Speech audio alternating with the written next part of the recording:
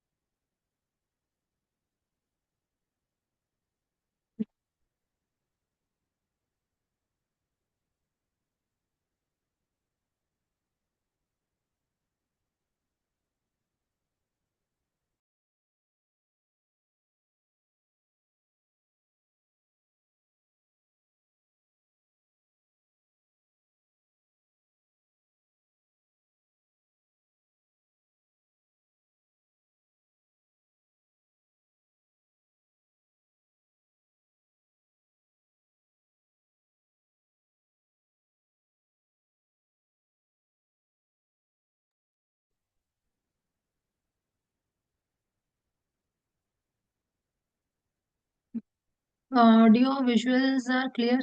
My screen is visible. Give me a thumbs up, please.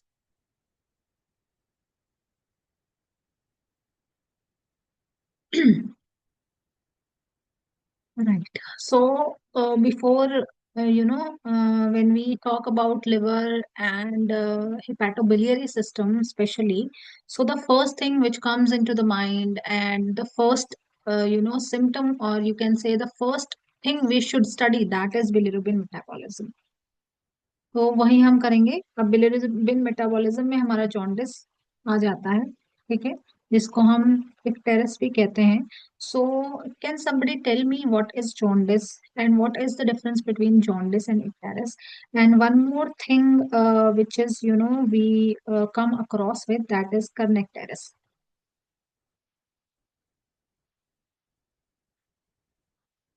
So can anybody tell me that what is jaundice, what is icterus, what is kernicterus?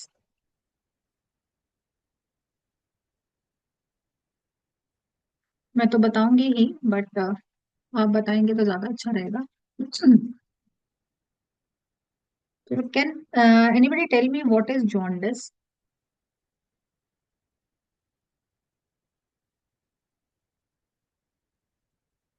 Nobody?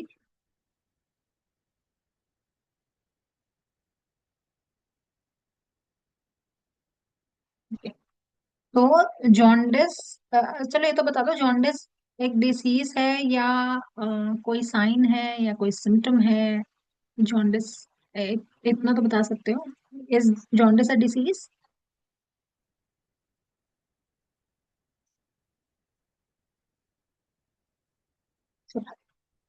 तो jaundice is a sign, ठीक है। It is not a disease, it is not a symptom, it is a sign which we can see on especially the sclera, the white part of our eye.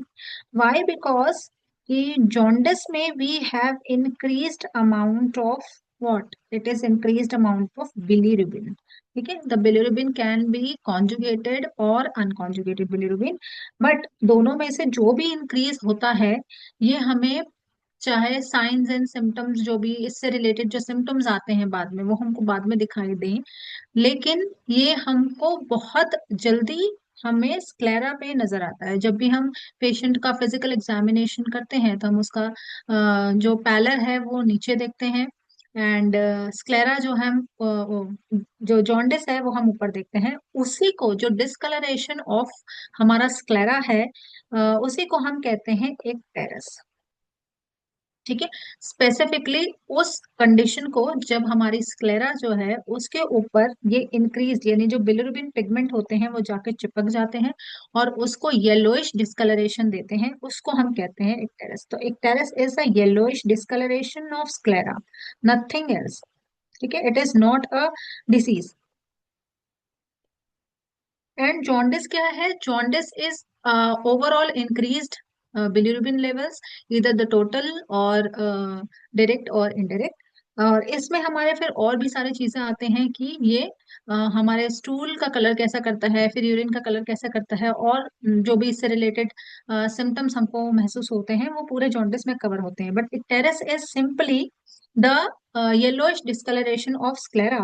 And why this yellowish discoloration of sclera only, ये sclera पे ही जाके क्यों pigment जाके चिपक जाता है? It is because it has the high affinity. इसकी जो एफिनिटी है वो टुवर्ड्स हमारे इलास्टिन फाइबर के लिए ज्यादा है। तो जहां पर भी हमारा इलास्टिन फाइबर रहेगा वहां पर जाके ये इसको चिपक जाएगा। इसकी जैसे हमारा हीमोग्लोबिन की एफिनिटी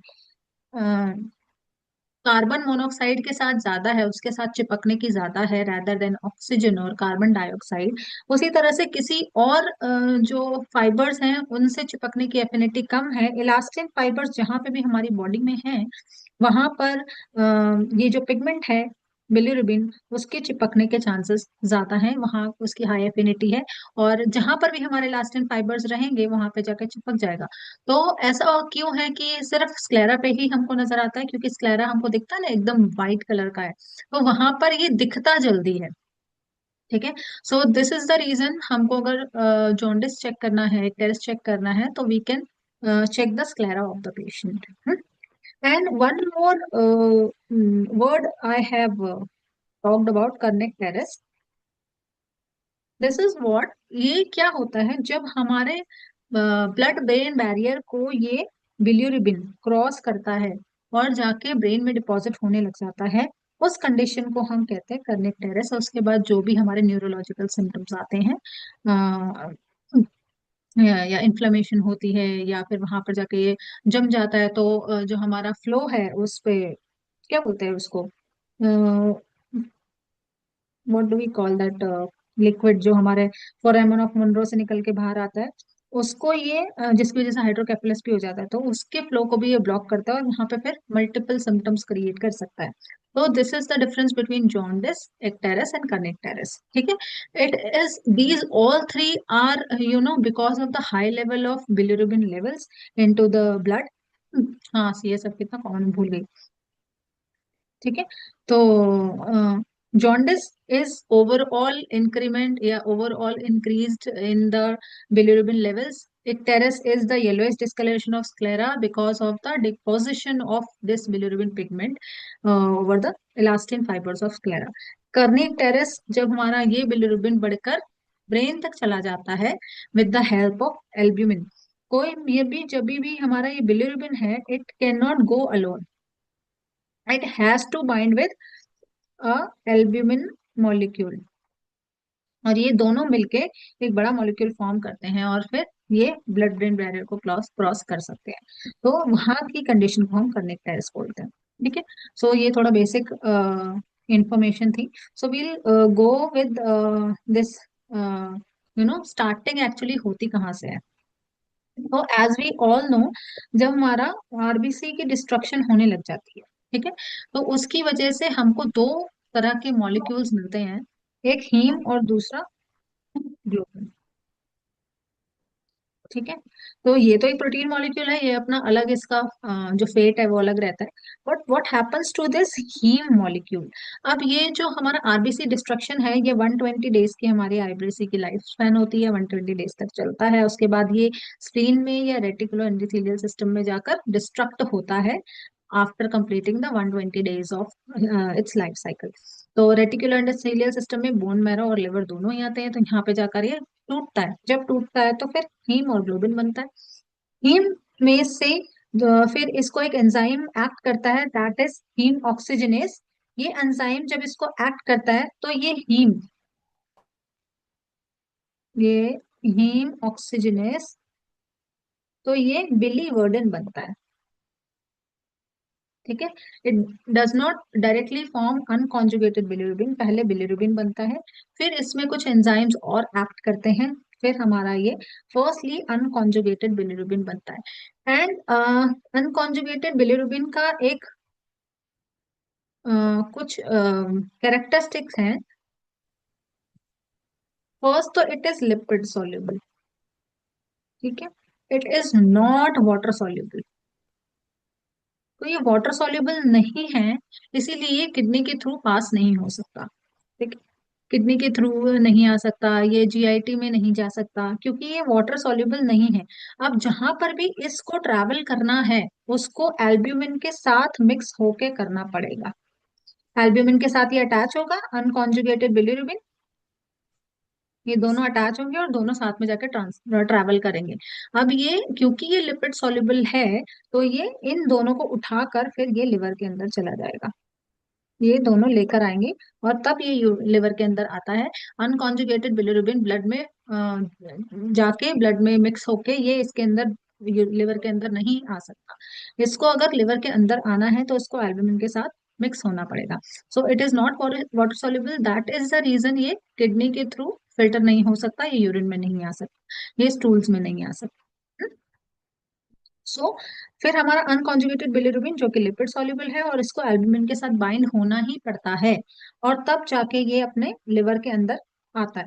अब लिवर के अंदर ऐसे ही नहीं घुस जाता, लिवर के अंदर आने के लिए इसको एक ट्रांसपोर्टर की जरूरत होती है, जो कि ये है, जिसका नाम लिगेंडिन है।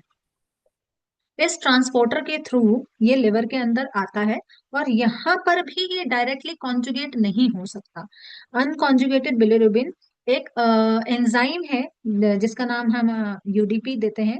इसके साथ जब ये मिक्स होता है, ये दोनों मिक्स होते हैं with the help of this UGT enzyme, coenzyme, इसके साथ ये जब मिक्स होता है तब हमारा ये कॉन्जुगेशन होता है। तो कॉन्जुगेशन होने के लिए एक तो पहला, इसको लिवर के अंदर आना पड़ेगा, लिवर के अंदर ये अकेला नहीं आ सकता, इसको एल्ब्यूमिन के साथ बाइंड होके आना पड़ेगा।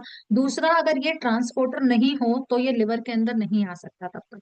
अगर ये ट्रांसपोर्टर है और ये लिवर के अंदर आ चुका है, तो भी इसको यूडीपी एंजाइम चाहिए, और इसको एक कैटलिस्ट या कोएंजाइम भी चाहिए, जिसके साथ मिलकर ये फिर कॉन्जुगेशन इसकी हो सकती है, अदरवाइज ये कॉन्जुगेशन नहीं हो सकती फिर। ठीक है, तो फिर जाके जब ये यहाँ पर कॉन्जुगेटेड बन जाता है, फिर ये वाटर सॉल्युबल हो जाता है। पहले ये वाटर इनसॉल्युबल था, लिपिड सॉल्युबल था, अब ये वाटर सॉल्युबल कंपाउंड बन जाता है। अब जब अब बहुत सारा हमारा बिलिरुबिन जो है इसके अंदर कॉन्जुगेट हो चुका है, जितना भी हमारा बिलिरुबिन आ रहा था वो कॉन्जुगेट हो गया है इसके अंदर, और अब ये बाइल डक्ट के थ्रू जो कॉन्जुगेटेड बिलिरुबिन है वो इंटेस्टाइन में जाता है, और इंटेस्टाइन में जाके एब्जॉर्ब होता है, और फिर दो फॉर्म्स में टूट जाता है। 80% तो ये स्टर्कोबिलिनोजन में कन्वर्ट हो जाता है, वापस 20% ये लिवर में जाता है दोबारा से रिप्रोसेस होने के लिए। कुछ अमाउंट इसका ब्लड के अंदर भी चला जाता है, जो ब्लड अब, क्योंकि पहले जो हमारा अनकॉन्जुगेटेड बिलिरुबिन था, इट वाज वाटर इनसॉल्युबल। ठीक है, वो था वाटर इनसॉल्युबल, बट अब हमारा जो कॉन्जुगेटेड बिलिरुबिन बन गया है वो वाटर सॉल्युबल हो गया है, इसीलिए ये थोड़ा अमाउंट इसके अंदर भी आ जाता है, दैट इज कॉन्जुगेटेड बिलिरुबिन। तो ये जब ब्लड में आ जाता है, किडनी के थ्रू फिल्टर होता है, इसको हम यूरोबिलिनोजन कहते हैं।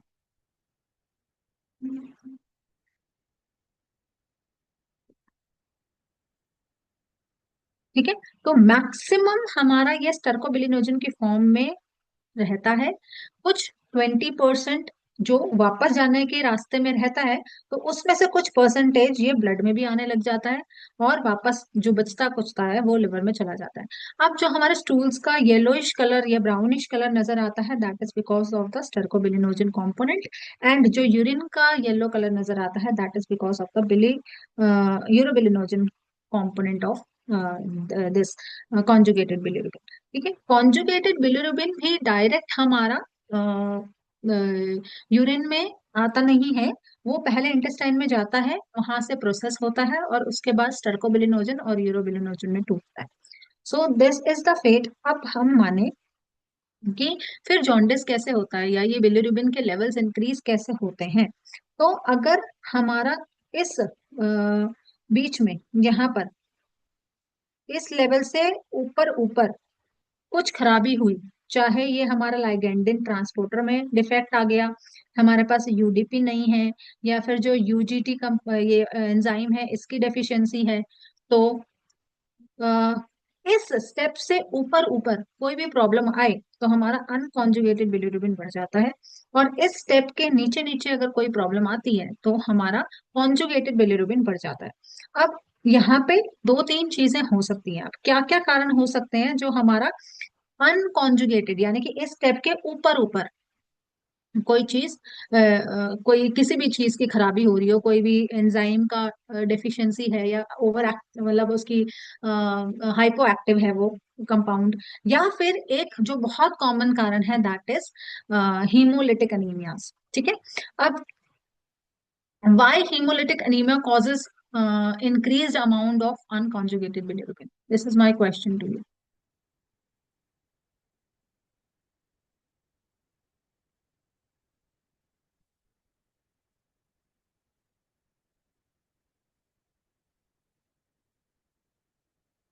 बताओ।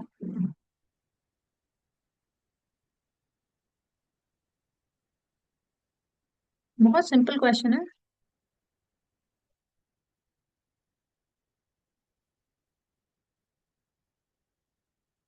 नोबडी।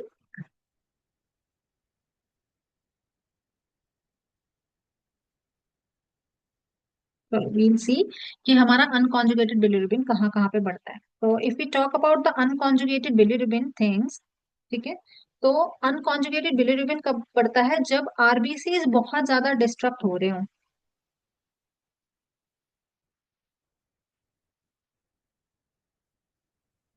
जब हमारे आरबीसी बहुत ज्यादा डिस्ट्रक्ट हो रहे हो, ये कब हो सकता है? हीमोलिटिक एनीमिया में। अब हीमोलिटिक एनीमियास के दो रीजंस हो सकते हैं। या फिर तो कंजेनेटल हो सकता है, या फिर एक्वायर्ड हो सकता है, जो हीमोग्लोबिनोपैथीज होती हैं।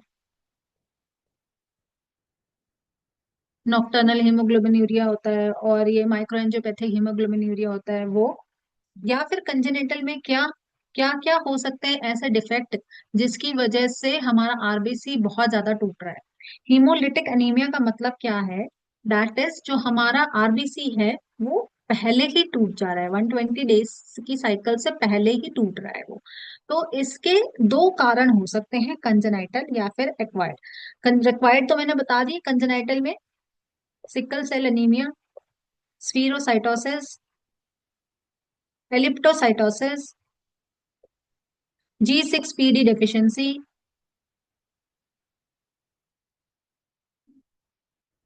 ठीक है। जिनकी वजह से आरबीसी का जो शेप है वो खराब होता है। सिकल सेल में हमारे आरबीसी कुछ इस तरीके के होते हैं, इसलिए टूटते हैं। स्फीरोसाइट्स में एकदम गोल होते हैं, इलेक्ट्रोसाइट्स में ऐसे होते हैं। G6PD डेफिशिएंसी में भी आरबीसी का डिस्ट्रक्शन बहुत जल्दी होता है। ठीक है। इट इज एन एंजाइम जिसकी वजह से जो हमारा आरबीसी का शेप है, ये जो हमारा फीटल हीमोग्लोबिन है वो मेच्योर हीमोग्लोबिन में ट्रांसफर नहीं हो पाता, कन्वर्ट नहीं हो पाता, जिसकी वजह से भी हीमोलिटिक एनीमियाज होते हैं। सो आरबीसी डिस्ट्रक्शन का पहला कॉज जिसकी वजह से हमारा अनकॉन्जुगेटेड बिलिरुबिन बढ़ जाता है दैट इज हीमोलिटिक एनीमियाज। और उसमें भी हमारे दो रीजंस हो सकते हैं, कंजेनाइटल एंड एक्वायर्ड। उसके बाद और क्या हो सकता है? हमारे जो जो there some kind of haemorrhages, internal haemorrhage हो रहे हैं बॉडी में। और जब हेमोरेज हो रहा है तो ये ब्लड वेसल है, यहाँ ये टूट रही है और ब्लड जो है यहाँ से बाहर निकल रहा है। ठीक है। अब जब बाहर निकल रहा है तो ये कहीं यहीं टिश्यूज में ही एब्जॉर्ब हो रहा होगा। अब बाहर जब टिश्यू में एब्जॉर्ब हो रहा है तो ये यहीं पे ही जो हमारा हीमोग्लोबिन है वो टूट जाता है, और उसकी वजह से फिर हीम रिलीज होने लग जाता है। एंड देन वो भी हमारा फिर हीमोलिटिक एनीमिया की तरह ही एक्ट करता है और अनकॉन्जुगेटेड बिलिरुबिन लेवल्स को बढ़ा देता है। Ineffective erythropoiesis. This is the another cause of this RBC destruction. In effect of erythropoiesis में क्या, कि जो हमारा एरिथ्रोपोइसिस हो रहा है वो सही से नहीं हो रहा। ठीक है। सेल्स जो है वो पूरी तरह से मेच्योर सेल नहीं बन रहे हैं आरबीसी के।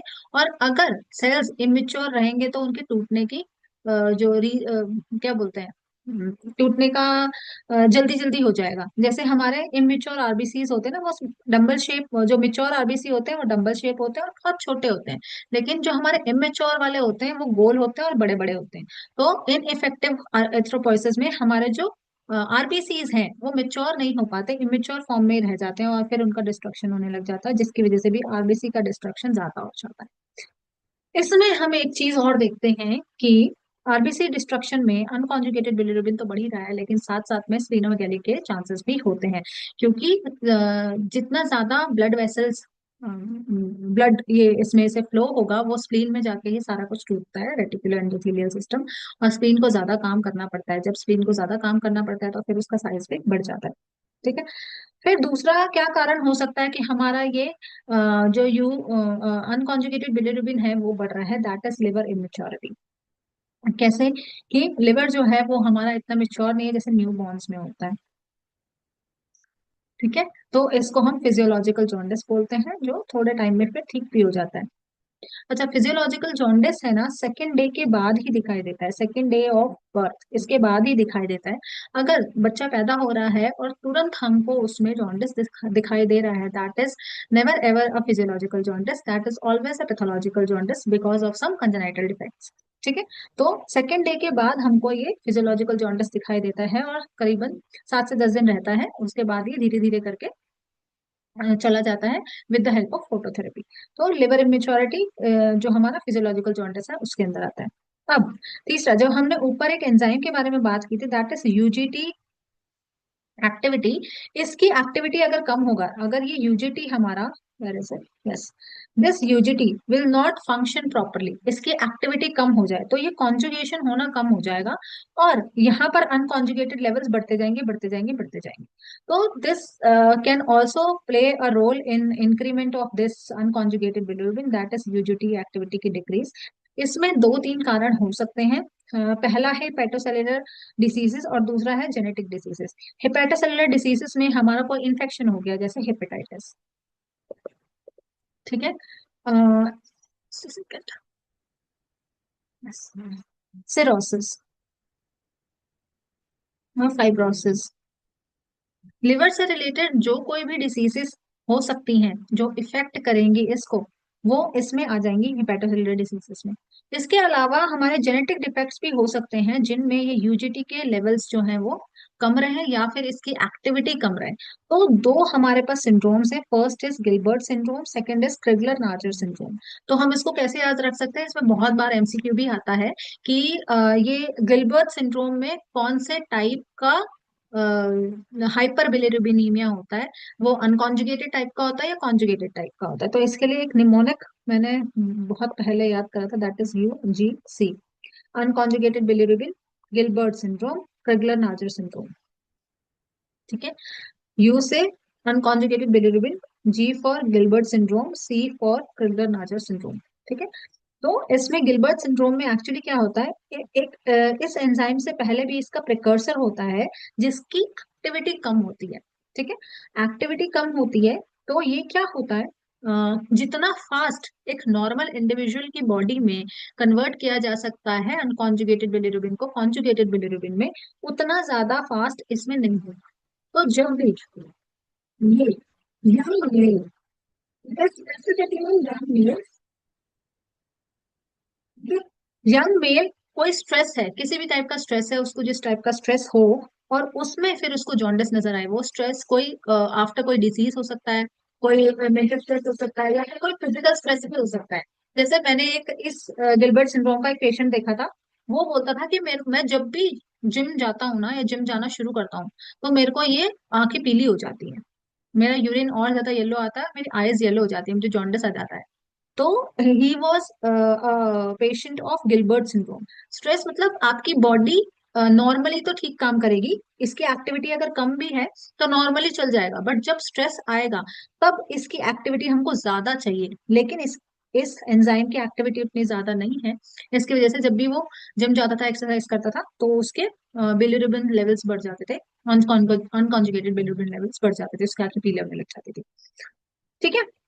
तो इसमें ऐसा नहीं है कि एक्टिविटी पूरी तरह से बंद है या खत्म है या जीरो है, activity activity is there, but activity is very low. It is effective of, it affects the young males, and it happens after any kind of stress, that stress can be alcohol also. ठीक है, कि कोई बहुत ज्यादा alcohol consume जब करता है तब उसको ये होता है। The second is Crigler Najjar syndrome. ये न्यू में ज्यादा होता है, एंड चिल्ड्रन में ज्यादा देखा जाता है। ठीक है। ये बड़े होके ही हमको नजर आता है, बट ये हमको न्यूबॉर्न्स और चिल्ड्रन में भी नजर आता है। दैट मीन्स अगर कोई न्यूबॉर्न बच्चा पैदा हुआ है और तुरंत उसको जॉन्डिस नजर आ रहा है, दैट ये एक डायग्नोसिस उसका बन सकता है। इसमें क्या होता है, इसमें भी दो टाइप होते हैं। एक में एक्टिविटी यूजीटी एंजाइम की बिल्कुल ही कम होती, बिल्कुल जीरो होती है, और एक में एक्टिविटी थोड़ी कम होती है। ठीक है। मतलब 10 to 15% एक्टिव होता है ये। तो ये वाला ज्यादा खतरनाक होता है, और इसी में फिर कार्डियक टेरेस भी बन जाता है। ठीक है। क्योंकि ये बढ़ता जाएगा, एक्टिविटी इसकी बिल्कुल भी नहीं है। और जितना ज्यादा अनकॉन्जुगेटेड बिलीरुबिन बढ़ेगा, फिर वो वहां पे जाकर बोथ, यस बोथ है। अभी तो हम इसी की बात कर रहे हैं ना, अनकॉन्जुगेटेड की। अभी हम कॉन्जुगेटेड पे पहुंचे नहीं है।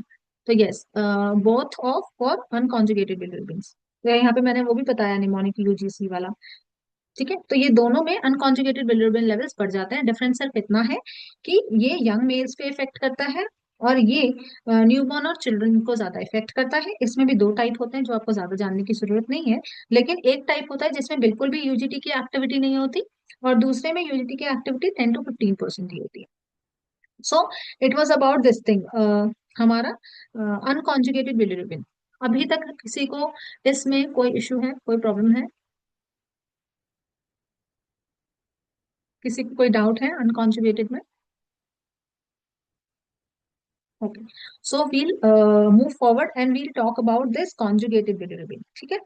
अभी कॉन्जुगेटेड बिलिरुबिन बढ़ने के क्या क्या कारण हो सकते हैं, जैसे हमने इस डायग्राम में देखा था कि यहाँ तक तो अगर कोई प्रॉब्लम आ रही है तो वो अनकॉन्जुगेटेड बिलिरुबिन बढ़ेगा, बट यहाँ से नीचे कोई प्रॉब्लम आ रही है तो वो कॉन्जुगेटेड बिलिरुबिन बढ़ेगा। अब इसमें क्या क्या कारण हो सकते हैं?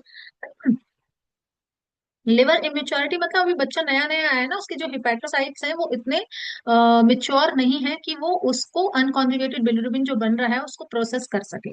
ठीक है।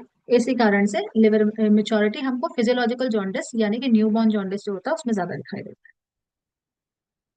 है। And that is the only jaundice जो एक फिजियोलॉजिकल जॉन्डिस है, दैट इज नॉट पैथोलॉजिकल, अगर वो सेकेंड डे के बाद दिखाई देता है तो।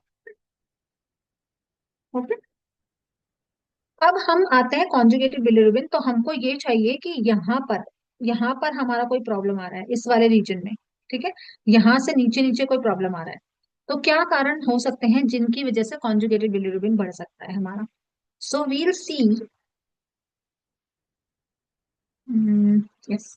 तो जब कॉन्जुगेटेड बिलिरुबिन बढ़ता है ना, तो उसमें जॉन्डिस भी होता है, यानी येलो डिस्कलरेशन तो दिखता ही है, साथ साथ में हमको इचिंग भी, पेशेंट है ना, इचिंग भी बताएगा कि इचिंग भी होती है। Why this itching? हमारा अनकॉन्जुगेटेड बिलिरुबिन में इचिंग नहीं होता था, लेकिन कॉन्जुगेटेड बिलिरुबिन जब बढ़ता है और इचिंग साथ में लेकर आता है, दैट मीन्स कहीं ना कहीं बाइल पिगमेंट्स जो हैं, जो बाइल सॉल्ट्स हैं, वो एक्यूमुलेट हो रहे हैं। वो पूरी तरह से जो जीआईटी में नहीं जा रहे हैं, वो अपना काम नहीं कर रहे हैं, जो उनका फैट को एब्जॉर्ब करने का काम है वो नहीं कर रहे हैं, और बल्कि लिवर जो है ना हमारा, ठीक है, मेरी ड्राइंग पे ज्यादा ज्यादा मत जाना, लेकिन ऐसा कुछ नहीं आ रहा। ठीक है।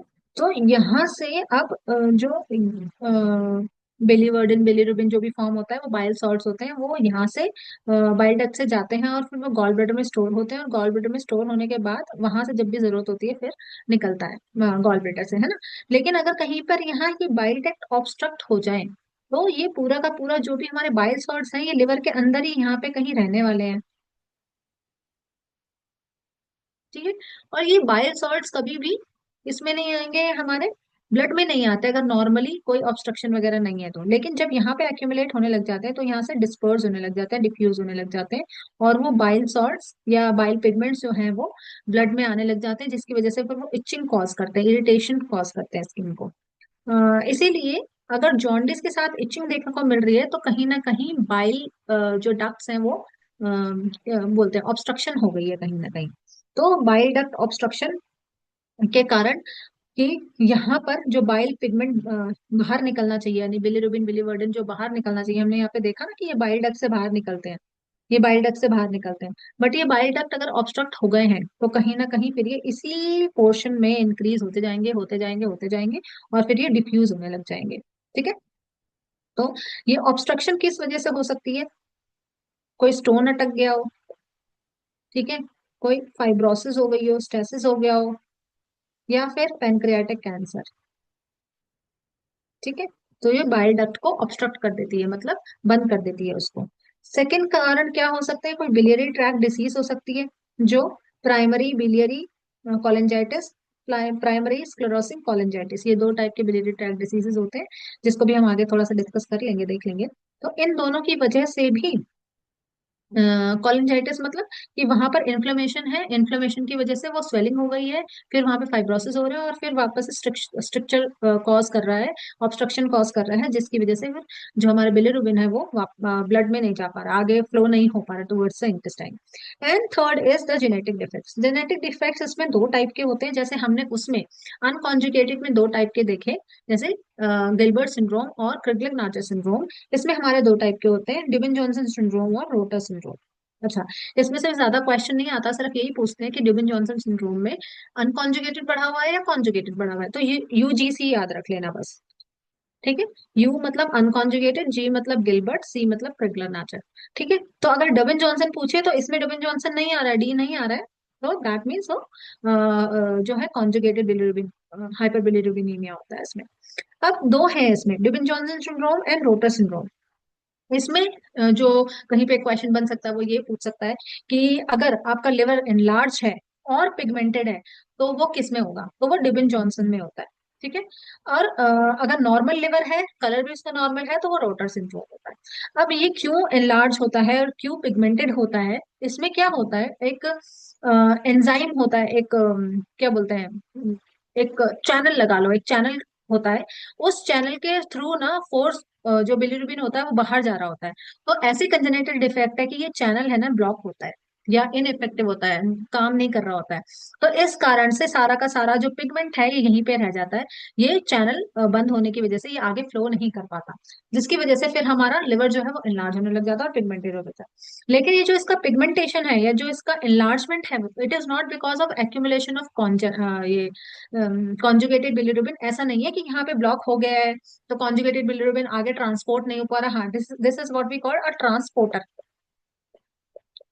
ठीक है। ट्रांसपोर्ट, अनकॉन्जुगेटेड बिलिरुबिन को लिवर से बाहर जाने के लिए ट्रांसपोर्टर की जरूरत होती है। तो ये ट्रांसपोर्टर का ही एक्टिविटी खराब होती है because of some congenital defect.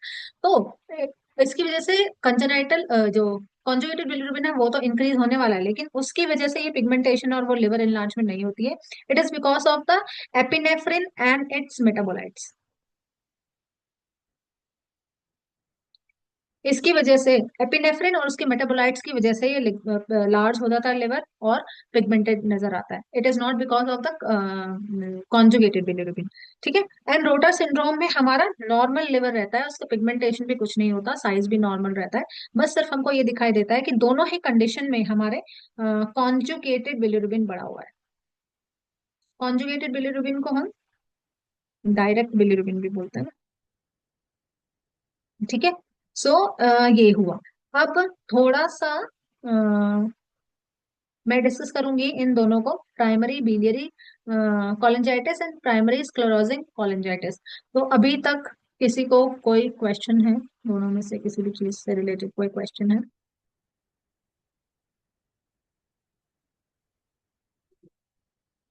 So I am expecting कि कोई क्वेश्चन नहीं है किसी का, सो आई मूव फॉरवर्ड, ठीक है।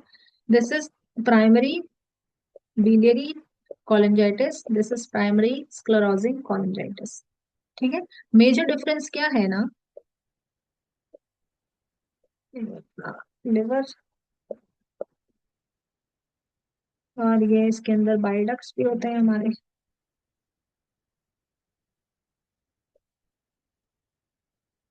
ये आगे जाके एक बन जाता है ना वैसे करके कुछ, ठीक है। सॉरी,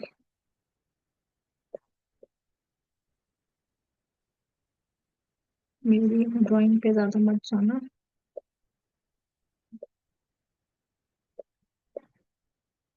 ठीक है। ये है हमारी इंट्रा हिपैटिक डक्ट्स और ये हमारे एक्स्ट्रा हिपैटिक डक्ट्स, ठीक है। तो जो प्राइमरी बिलियरी कोलेंजाइटिस होता है उसमें हमारे इंट्रा हिपैटिक डक्ट्स इन्वॉल्व होते हैं, उनकी कोलेंजाइटिस, उनका इन्फ्लेमेशन होता है।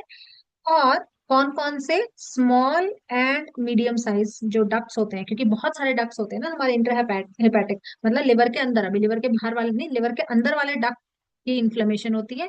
कौन से डक्ट्स जो स्मॉल होते हैं और मीडियम होते हैं। ठीक है। It is going to affect females more than the males. ठीक है। मेल्स ज्यादा इफेक्ट नहीं होते, फीमेल ज्यादा इफेक्ट होती है, और 50 ईयर्स और लेटर ईयर्स की फीमेल्स इफेक्ट होती है, यानी कि मिडिल एज फीमेल्स इफेक्ट होती है। अब प्राइमरी स्क्लेरोजिंग कोलिंजाइटिस में क्या होता है, इसमें ये इंट्राहेपेटिक डक्ट हो गए हमारे, और ये एक्स्ट्रा हेपेटिक डक्ट हो गई हमारी, ये पूरा ही इन्वॉल्व होता है। तो it involves both intrahepatic duct and extra hepatic ducts, दोनों ही इन्वॉल्व होते हैं। और ये मेल्स में ज्यादा होता है रेदर देन फीमेल्स, और ये यंग मेल्स में ज्यादा होता है। ये 50 ईयर्स के आसपास, ये 25 to 30 ईयर्स के आसपास के मेल्स ज्यादा इफेक्ट होते हैं। ऐसा नहीं कि फीमेल नहीं हो सकती, फीमेल भी हो सकती है, बट मोर कॉमनली मेल्स ज्यादा इफेक्ट होते हैं। ठीक है। अब क्योंकि ये दोनों ही कंडीशंस इम्यून मीडिएटेड है, यानी ऑटो इम्यून डिसऑर्डर्स हैं, इम्यून मीडिएटेड है, तो एक टी सेल मीडिएटेड रिस्पॉन्स है। तो जब कोई भी ऑटो इम्यून कंडीशन है हमारी, ये इम्यून मीडिएटेड कंडीशन है, उसमें हमारे एंटीबॉडीज भी फॉर्म होते हैं, जिसमें इसमें होता है एंटी माइक्रोबियल एंटीबॉडी, इसमें होता है पीएन का, जो हमने बहुत बार वेस्कुलाइटिस वगैरह में भी पढ़ा होगा, जब हमें रूमेटोलॉजी पढ़ते हैं तो वहां पर भी हमने पढ़ा होगा। तो यहाँ पर हमारे A M A anti microbial antibody, that is PN का, ये मैं इसका फुल फॉर्म हमेशा भूल जाती हूँ, तो एक फुल फॉर्म एक बार देख लेना इसका। ठीक है। तो ये डिफरेंस है, दोनों में ही इन्फ्लेमेशन होगी, लेकिन एक में इंट्राहिपैटिक डक्ट की होने वाली है, और एक में एक्स्ट्रा हिपैटिक और इंट्राहिपैटिक दोनों की होने वाली है। प्राइमरी बिलियरी कोलिंजाइटिस में मेल्स ज्यादा इफेक्ट होते हैं, सॉरी फीमेल ज्यादा इफेक्ट होती है, इसमें मेल्स ज्यादा इफेक्ट होते हैं। दोनों ही T cell mediated immune response है, इम्यून रिस्पॉन्सेज है, तो दोनों में ही एंटीबॉडीज हमको मिलेंगी। किसमें कौन कौन से मिलेगी, इसमें हमें एएमए मिलेगी और इसमें पीएन का मिलेगी। एंड जब मैंने आईबीडी पढ़ाया था, तो आईबीडी में हमने देखा था कि आईबीडी में एक्स्ट्रा इंटेस्टाइनल मैनिफेस्टेशन में पीएससी आता है, तो it is associated with IBD, specially ulcerative colitis. तो ये पीएससी जो है ना, वो हमारे अल्सरेटिव कोलाइटिस में बहुत बार एसोसिएटेड हमको मिलता है, कि जिन लोगों को अल्सरेटिव कोलाइटिस है उनको पीएससी भी जो है वो होता ही होता है। ठीक है। और इसमें क्या होता है एक चीज और, जब हम इसके रेडियोग्राफी देखते हैं ना, तो हमको जब, क्योंकि स्क्लेरोजिंग है, क्योंकि इन्फ्लामेशन है, तो जहां पे भी इन्फ्लामेशन होगी, तो ऐसा, फिर ऐसा, फिर ऐसा, फिर ऐसा अपेरेंस हमको नजर आता है। जो ये बाइल डक्ट्स है ना, इनकी ऐसी अपेरेंस नजर आती है, जिसको हम बीडेड अपेरेंस बोलते हैं। क्योंकि यहाँ पे इन्फ्लेमेशन है, फिर स्ट्रक्चर फॉर्मेशन हो गया, फिर इन्फ्लेमेशन, फिर स्ट्रक्चर फॉर्मेशन हो गया, तो बीडेड अपेयरेंस हमको नजर आती है। ठीक है। जैसा हमको किस में नजर आता था, आईबीडी में जब मैंने पढ़ाया था, तब हमने देखा था कि हमको क्रॉन्स डिसीज में भी ऐसा ही कुछ नजर आता है। ठीक है। और जब ये आईबीडी के साथ एसोसिएटेड है, तो ये हमारा जॉगरन सिंड्रोम के साथ एसोसिएटेड है। ठीक है। और दोनों में ही कैंसर होने के चांसेस ज्यादा है, लिवर कैंसर होने के चांसेस ज्यादा है, लिवर सिरोसिस होने के चांसेस ज्यादा है। ठीक है। दोनों ही एक प्री कैंसरस कंडीशंस है, दोनों ही ऑटो इम्यून कंडीशंस है, दोनों में ही एंटीबॉडीज मिलती हैं, दोनों में ही हिपैटिक इन्वॉल्व होते हैं, एक में इंट्रा हिपैटिक है, एक में इंट्रा और एक्स्ट्रा दोनों है। ठीक है। So from my side I have done with the lecture. किसी में कोई क्वेश्चन हो तो you can ask, you can put your question in the chat box, और डायरेक्टली भी पूछ सकते हो आप।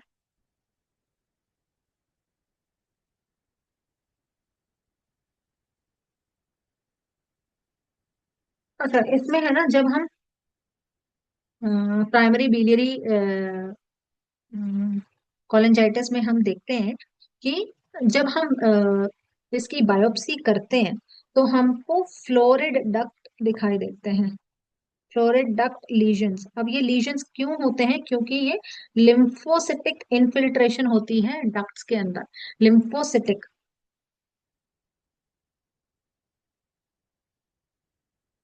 लिम्फोसिटिक और प्लाज्मासिटिक इन्फिल्ट्रेशन ऑफ द डक्ट्स। ठीक है। और इसमें हमें ऑनियन स्किन अपेयरेंस दिखाई देती है डक्ट के अंदर। ठीक है। ऑनियन स्किन अपेयरेंस डक्ट के अंदर दिखाई देती है।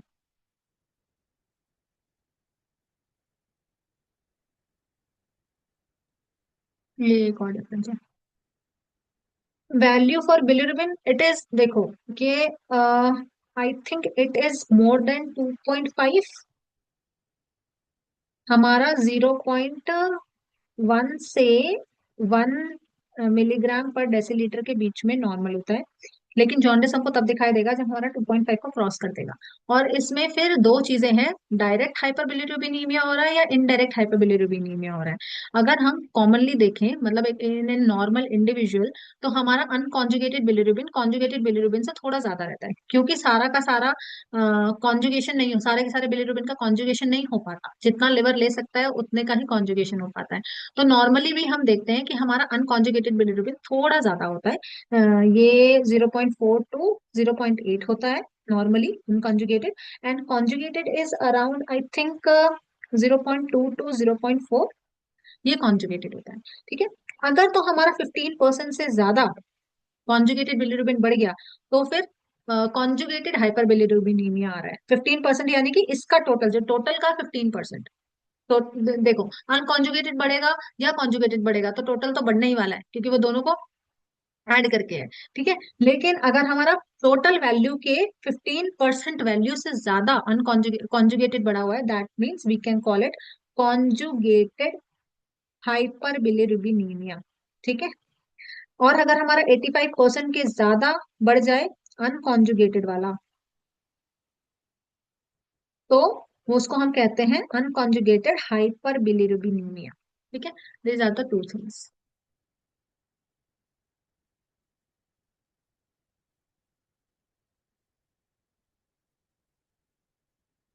Please share the PDF and MCQ. ये तो बहुत गंदा पीडीएफ हो गया है, तो आपने नोट्स बनाए होंगे, फिर भी मैं एक बार शेयर कर दूंगी। हाँ, जो भी मुझसे हो सकता है।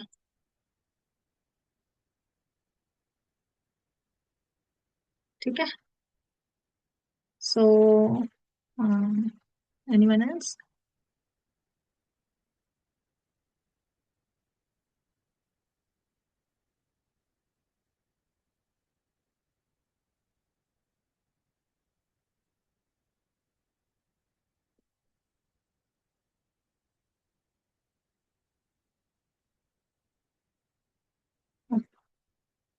शैल we stop?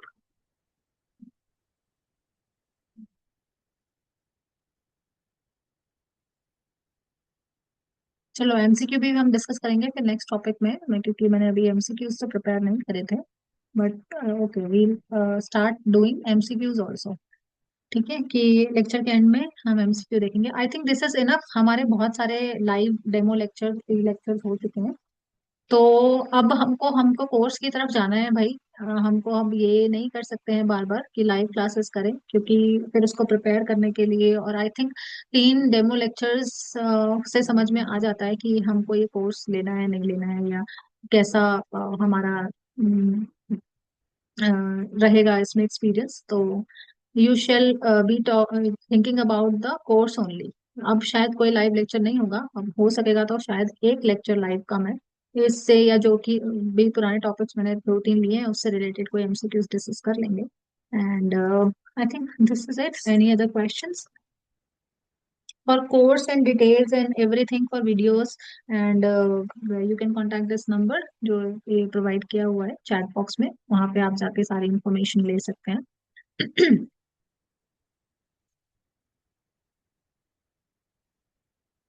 Okay, so I think this is it for today. Thank you so much for the patient listening, and I hope I made the topic understandable. बहुत सिंपल लैंग्वेज में समझाने की कोशिश की है। यूपीपीएससी का कट ऑफ कितना जाता है तो मुझे भी नहीं पता। यूपीपीसीएस का मुझे नहीं, I do not have any idea about this thing. जो जिनको ज्यादा आइडिया हो उनसे आप पूछो, क्योंकि ये कट ऑफ तो चेंज होता रहता है, मैं पीजी का भी चेंज होता रहता है दिन पर दिन।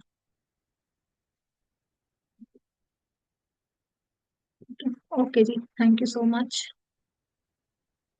Welcome, thank you.